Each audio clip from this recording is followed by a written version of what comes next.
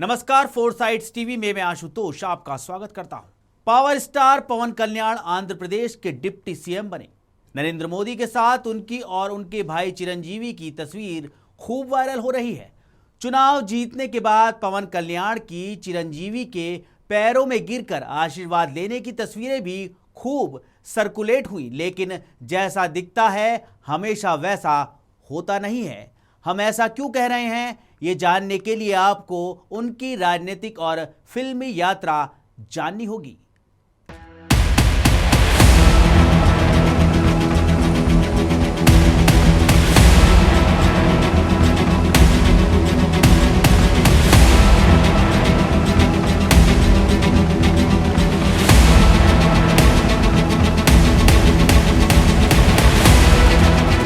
उन्नीस में जन्मे पवन कल्याण ने सिर्फ 10वीं तक पढ़ाई की है। 3 भाइयों में सबसे छोटे पवन का असली नाम है कोनिडिला कल्याण बाबू। वो मार्शल आर्ट में ब्लैक बेल्ट हैं। पवन उन्हें मार्शल आर्ट में ही मिला एक टाइटल है। यही नहीं, वो पवन कल्याण हो गए। उन्होंने एक बार अपने डिप्रेशन और आत्महत्या की प्लानिंग पर बात की थी। पवन ने बताया था कि अस्थमा के चलते उन्हें बार बार अस्पताल में भर्ती होना पड़ता था।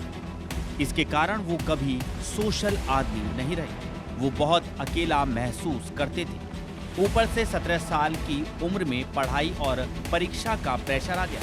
वो कहते हैं, जब मेरे बड़े भाई घर पर नहीं थे तब मैंने उनकी लाइसेंसी रिवॉल्वर से खुद की जान लेने की प्लानिंग कर ली थी। इसके बाद धीरे धीरे वो संभले, मार्शल आर्ट सीखा, कर्नाटिक म्यूजिक और प्रैक्टिस करनी शुरू की।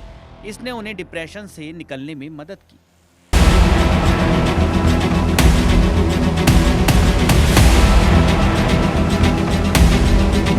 1996 में अकड़ा अम्माई इकड़ा अब्बाई नाम की फिल्म से पवन ने डेब्यू किया। इसके बाद गोकुला मलोसीता नाम की पिक्चर की, पर अभी तक मामला जमा नहीं था।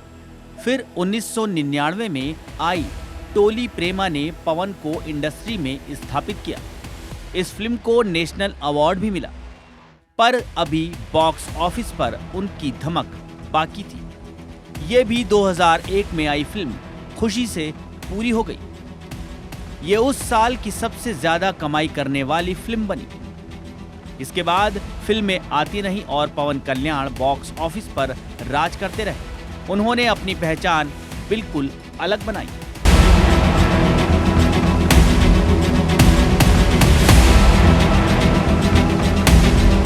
एक और फिल्में सही चल रही थी। इसी बीच 2008 में चिरंजीवी ने पॉलिटिक्स में कदम रखा। उन्होंने प्रजा राज्यम पार्टी बनाई और इसकी यूथ विंग युवराज्यम का प्रेसिडेंट अपने भाई पवन कल्याण को बनाया। इस बीच पवन ने ना ही कोई चुनाव लड़ा और ना ही कोई संवैधानिक पद स्वीकार किया, लेकिन पार्टी के लिए प्रचार जोरदार किया। 2011 में चिरंजीवी ने पीआरपी का कांग्रेस में विलय करने का फैसला किया। इससे पवन कल्याण थोड़ा नाराज भी हुए और कुछ दिनों के लिए राजनीति से खुद को अलग कर लिया। कहा जाता है ऐसा उन्होंने अपने भाई के फैसले का साइलेंट प्रोटेस्ट करने के लिए किया।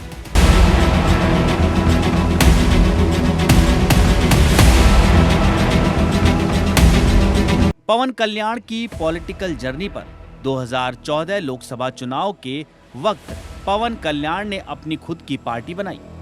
इसका नाम रखा जनसेना पार्टी। वो भाजपा के प्रधानमंत्री उम्मीदवार नरेंद्र मोदी से जाकर मिले। इस वक्त चिरंजीवी कांग्रेस को सपोर्ट कर रहे थे, माने वो अपने ही भाई के खिलाफ खड़े हो गए। इसके बाद उन्होंने आंध्र प्रदेश में टीडीपी और बीजेपी गठबंधन के लिए खूब प्रचार किया, पर कुछ सालों बाद टीडीपी की सरकार के खिलाफ प्रोटेस्ट का ऐलान कर दिया।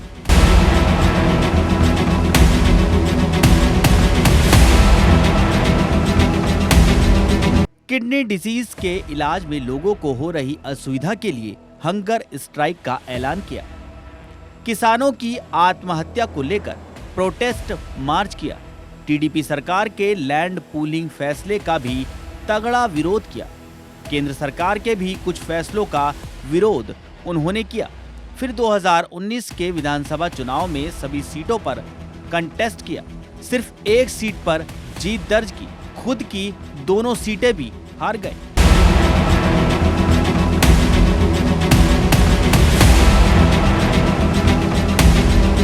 दरअसल आंध्र प्रदेश की राजनीति में 3 जातियों का दबदबा है, रेड्डी, कपू और कम्मा। आंध्र प्रदेश में शुरू से ही रेड्डी के हाथ में सत्ता रही। फिर एनटी रामाराव ने टीडीपी बनाकर कम्मा समुदाय को रिप्रेजेंटेशन दिलाया। चिरंजीवी ने कपू समाज को साधने की कोशिश की पर मामला नहीं बन पाया।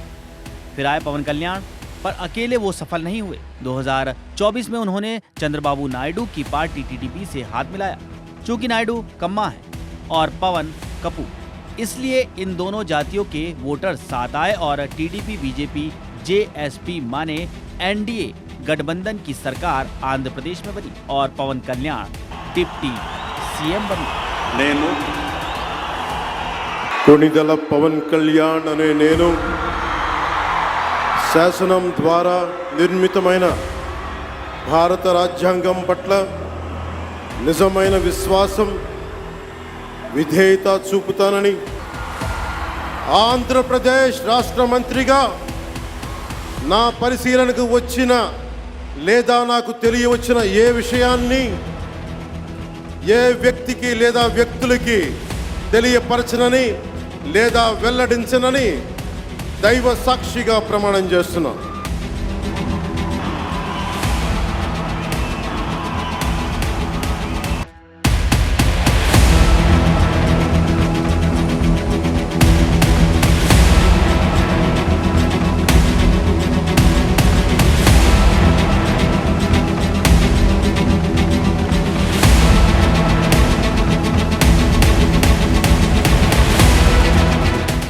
खबरों में रहना है अपडेट तो देखते रहिए 4 साइड्स टीवी।